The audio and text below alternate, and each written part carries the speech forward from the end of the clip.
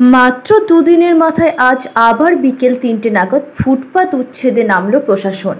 এবার খোদ মহকুমা শাসক বিকেল ৩টে নাগাদ একটি দোকানের ত্রিপল খুলে ফেলেন। আজ শুক্রবার জুম্মার দিন সকলেই নামাজে গিয়েছিলেন, তখন দোকান বন্ধ ছিল। এই সময়েই খোদ মহকুমার শাসক একটি দোকানকে ভাঙার চেষ্টা করেন, ফলে উত্তেজনা তৈরি হয় ফুটপাত ব্যবসায়ীদের মধ্যে। তারা রাস্তা অবরোধ করে এবং মহকুমা শাসকের বিরুদ্ধে গ্রেপ্তারের দাবি জানান। তাদের বক্তব্য, দোকান ভাঙার অভিযোগে মহকুমা শাসককে অবিলম্বে গ্রেপ্তার করতে হবে। প্রসঙ্গত, গত 14 মাস আগে প্রশাসনের পক্ষ থেকে ফুটপাত ব্যবসায়ীদের উচ্ছেদ করা হয়েছিল। কথা দেওয়া হয়েছিল 1 মাসের মধ্যেই তাদের পুনর্বাসন দেওয়া হবে। 14 মাস পেরিয়ে গেলেও কোনো পুনর্বাসন দেওয়া হয়নি। পরিবর্তে বলা হয়েছিল অস্থায়ীভাবে ত্রিপল টাঙিয়ে নিয়ে যে যেখানে ছিল ঠিক সে সেখানেই ব্যবসা করবে। সেই মতো ফুটপাত ব্যবসায়ীরা তাদের ব্যবসা করছিল। আজ হঠাৎ পুজোর মুখে এরকম হঠাৎ করেই দোকান ভাঙায় মাথায় হাত পড়ল ফুটপাত ব্যবসায়ীদের। উত্তেজনা ছড়ালো রামপুরহাট শহর জুড়ে। যদিও রামপুরহাট পৌরসভার চেয়ারম্যান সৌমেন ভকত ফুটপাত ব্যবসায়ীদের আজকে অস্থায়ীভাবে ব্যবসা করার আশ্বাস দেন।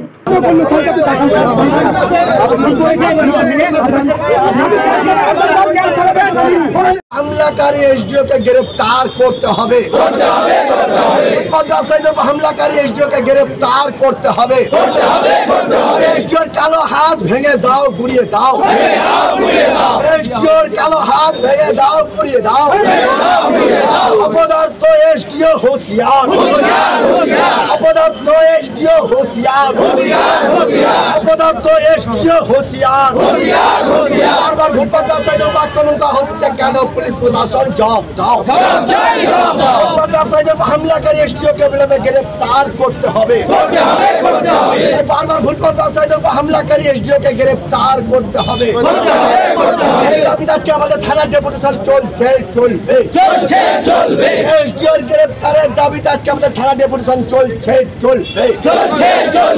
এসডিওর দাদাগিরি মানছি না, মানবো না।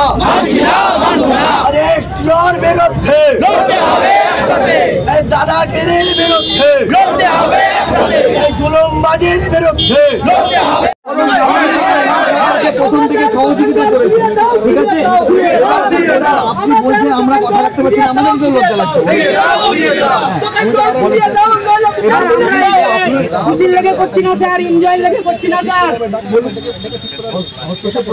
না ডেকে বসা হবে না, ওদের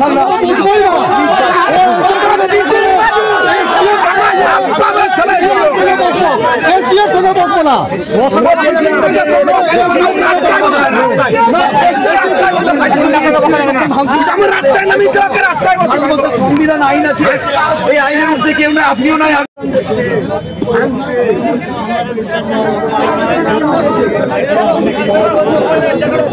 আপনি অভিযোগ নিলেন, লিখিত করতে আপনার হাতে দিচ্ছি।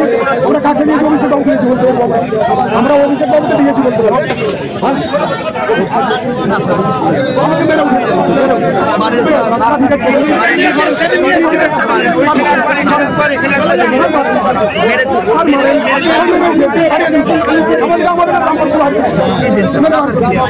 আমাদেরকে মেরে বার করতে সামনে এইটাই তো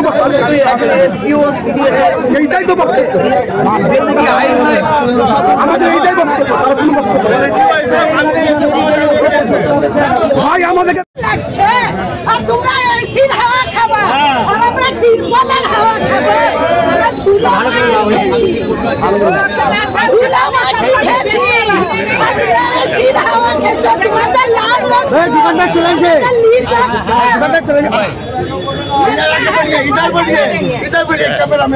कैमरा पे बोलिए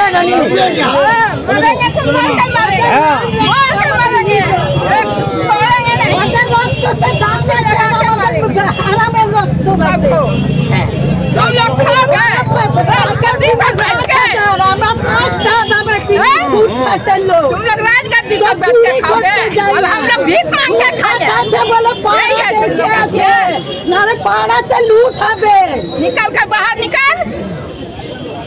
पाड़ा बाहर निकल के बात करो। लूट खराबी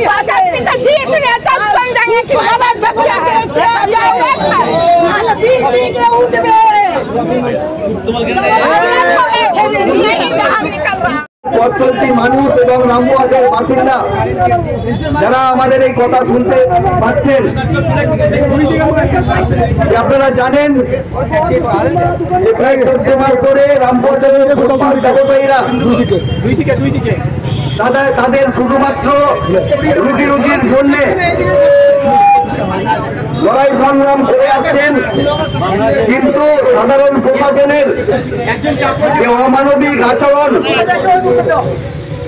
প্রত্যেক দিন তার মাত্রা বাড়ছে। ফলে কয়েকদিন আগে আপনারা দেখেছিলেন এখানকার মহকুমা শাসক তিনি ভারতবর্ষের সংবিধান মানেন না, নিজে হাতে আইনকে তুলে নিয়ে একজন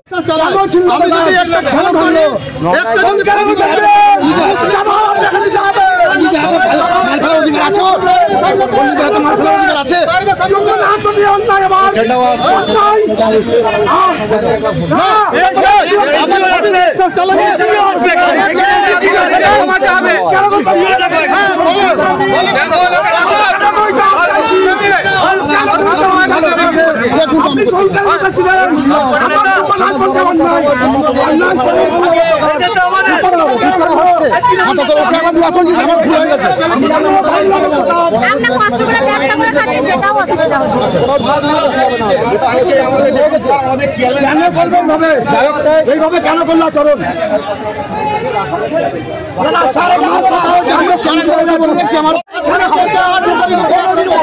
যা হবে এখানে হবে, যদি এসে এখানে ছিঁড়তে পারে, দোকান ভাঙতে পারে, এসে কেন কথা বলবে না? একটা ফুটপাতের দোকান বানিয়ে দিতে হবে, যেমন হচ্ছে আমাকে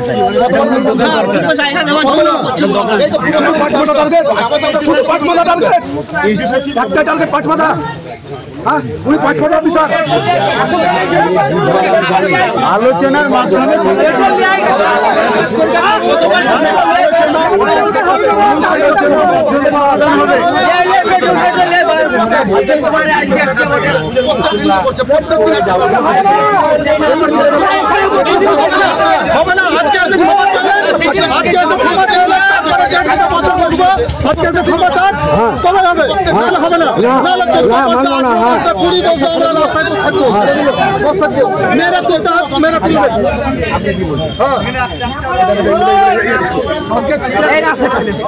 ফুটপাতের যে দোকান, এই দোকানগুলোকে নিজে হাতে ভেঙে দিচ্ছেন।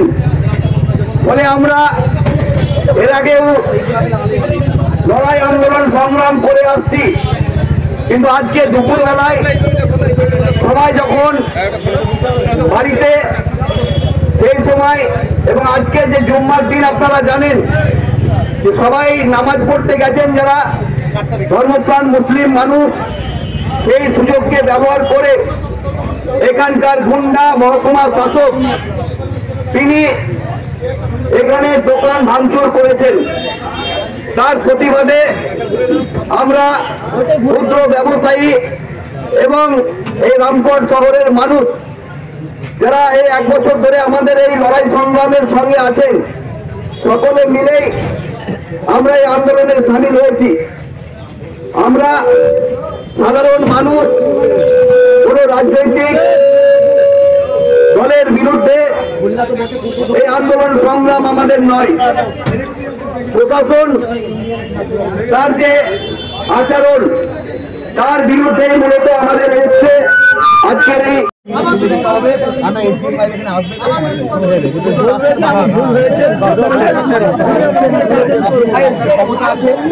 আপনাদের হাতে ক্ষমতা আছে, গুলি আছে, বন্দুক আছে, লাঠি আছে,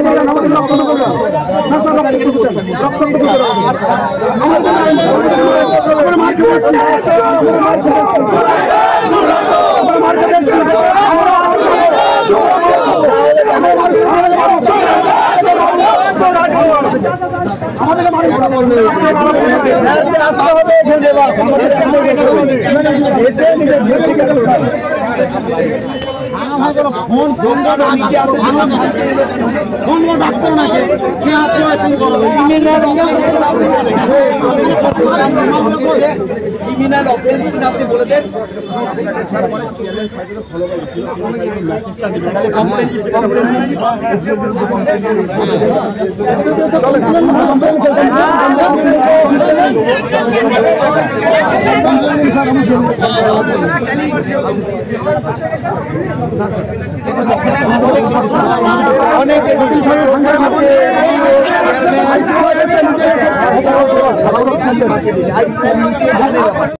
ফুটপাত ব্যবসায়ীরা একটা অবরোধ করেছে, যেহেতু এসডিও সাহেব নিজের হাতে আজকে দোকানে ভাঙচুর করেছে, এই বিষয়ে কি বলবেন?